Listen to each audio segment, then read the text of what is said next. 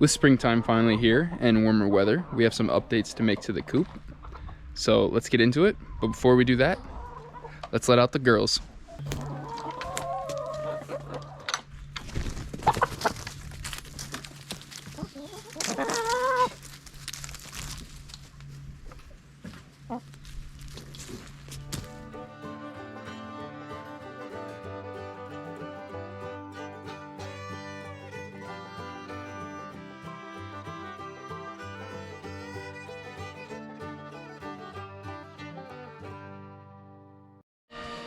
So the first update that we've already done is this is our water container. This is 30-gallon water container. Lasts us about a month with the nipple drinkers. It used to sit on a big pallet all the way around, but it's gotten too big of a space, so we wanted to consolidate that down for our girls to be able to move around it better. And also we wanted to elevate it because we found that when it was closer to the ground, the girls would kick a lot of dirt on it and dirty up the nipples a lot faster. So what we did was we ended up cutting, you can still see this is the original pallet. We cut it down so now it fits the base of the water a lot better. And then you can see we've already got them pretty dirty. But these are all just thin 1-inch concrete blocks. So we put 2 layers of those with little steps around for the girls, smaller ones, to be able to still get up here. But this way it's at a good height where they can come around and just reach up and drink the water. And it works out a lot better, staying a lot cleaner. I mean, it's a little dirty, but not nearly as dirty as it would be when it was lower. Be able to work out a lot better. Now, the second thing that we need to fix with this water, as you can see right there,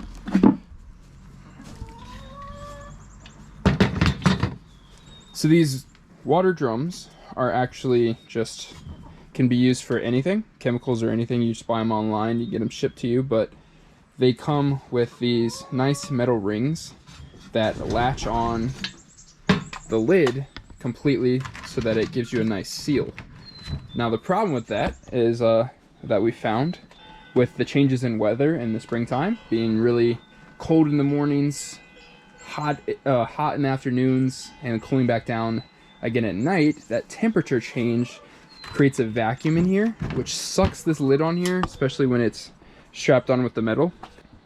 And what ends up happening with that vacuum is that the nipples no longer work. So even though there's water in here, the girls go up to drink, the water doesn't get expelled because that vacuum's in there creating that suction. So what we need to do is come up with a solution so that we can still attach this with the metal ring how it's supposed to be to keep the lid on and stay sturdy, but we want to avoid that vacuum.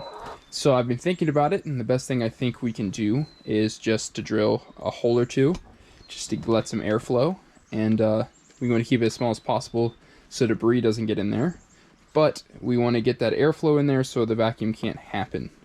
So let's do that.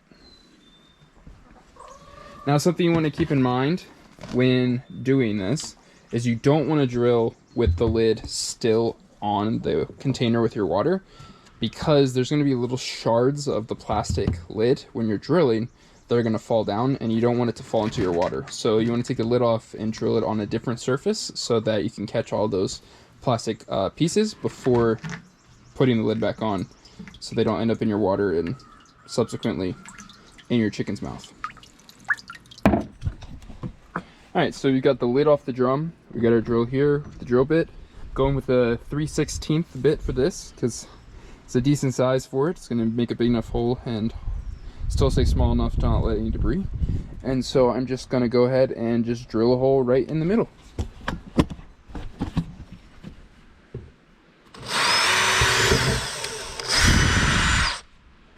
And that's all we need right there. So it's got a nice clean tiny hole. It's going to let air get through and to keep that vacuum from happening. So nice, easy, simple, free solution to that problem. So now that we've got the hole drilled, go ahead and put this lid back on and crank it down with the metal strap like before, and we won't have that same suction problem. You can already see that it's not wanting to stick to it as it was before, since we have that airflow now. So let's get that metal ring on, then we should be all set.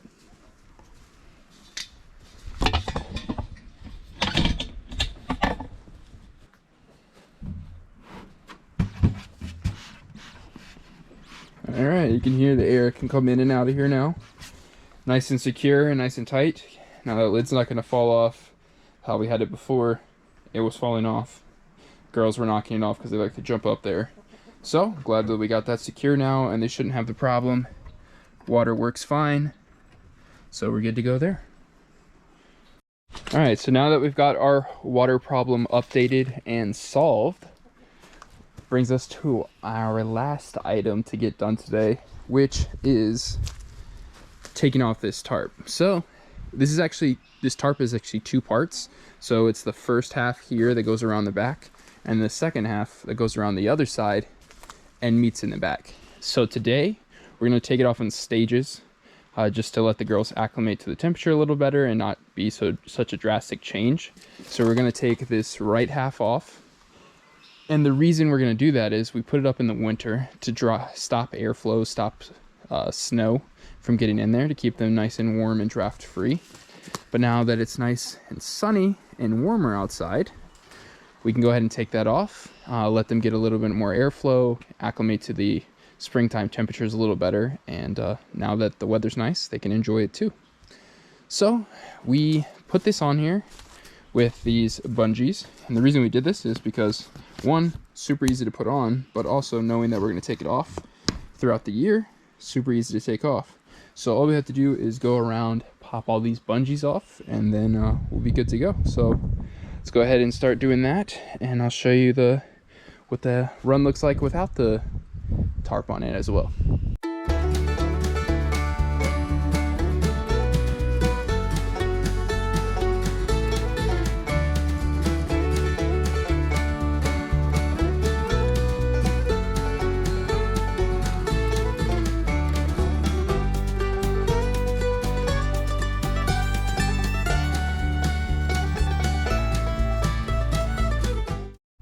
So now we have that tarp taken off. You can see a lot more open, a lot more airy for the girls. Give them more sunshine throughout the day as well. I gotta say, we really enjoyed having the tarps up. They did their job for sure, blocking out that sun, blocking out the rain. And I know a lot of people like to use like thin plastic sheeting instead of a tarp, but I really gotta say it's worth the extra money. They're not too expensive. This is, I think, a 30-footer, 10 by 30 feet for right around $100 off of Amazon, and it's still nice and clear. Let sunlight in, get that same greenhouse effect, but it's way more durable, way more resistant, super thick. It's not going to tear easy. It has all these threads throughout it to make it super durable, and you can use it year after year instead of having to buy new ones, staple them on. Instead, they have the nice grommet holes you can put the bungees through. Just put them on and off. Super easy. Takes only a couple minutes to take on and off wherever you need it. And like I said, use it year after year, so it's worth the extra expense for sure. And then makes the chicken's life better and your life easier. So highly recommend. Thanks for sticking around while we went over these updates that we've made this spring, and hope you enjoyed them. And until next time, stay perfect.